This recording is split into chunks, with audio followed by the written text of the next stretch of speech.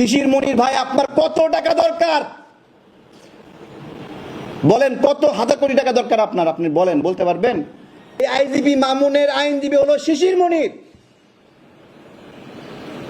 শিশির মনিরের ল lab IGP মামুনকে আইনি support দিচ্ছে এবং আইজিপি মামুন বলতেছে আমি রাজসাক্ষী। দেখেন খেলাটা কত জায়গায়, গুরুত্বপূর্ণ জায়গায় ঘটে গেছে। রাজসাক্ষী হলে কি হবে? আইজিপি মামুন বাদ যাবে। আইজিপি মামুন হওয়ার কথা এই সকল গণহত্যার 1 থেকে 2 নাম্বার আসামি। আরে 1, 2, 3 নাম্বার আসামি, এর আবার রাজসাক্ষী কিসের? আইজিপি মামুনের অপরাধ প্রমাণিত করার জন্য ওকে রাজসাক্ষী হইতে হবে? বলেন, শেখ হাসিনার অপরাধ প্রমাণ করার জন্য আইজিপি মামুনকে রাজসাক্ষী করা জরুরি?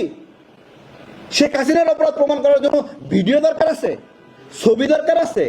আরে ছবি তার ভিডিওতে শেখ হাসিনাকে গুলি করছে নাকি? শেখ হাসিনা হলো হুকুমের আসামি। হ্যাঁ, তাকে কি করতেছে? আইজিপি মামুনকে রাজসাক্ষী বানায় একটা নাটক তৈরি করছে যে রাজসাক্ষী পাই গেছি আমরা, সে শেখ হাসিনার পক্ষে সাক্ষ্য দেবে। আরে রাজসাক্ষী দিয়ে সাক্ষী দিলেন যে শেখ হাসিনা সব খুনের আদেশ দিচ্ছে, বললাম, তারপরে কি শেখ হাসিনাকে ভারত থেকে ধরে আনতে পারবেন? হ্যাঁ, এই পুরা ঘটনা আইজিপি মামুনকে বাঁচানোর একটা রাস্তা ছিল, সেটা হলো তাকে রাজসাক্ষী বানানো।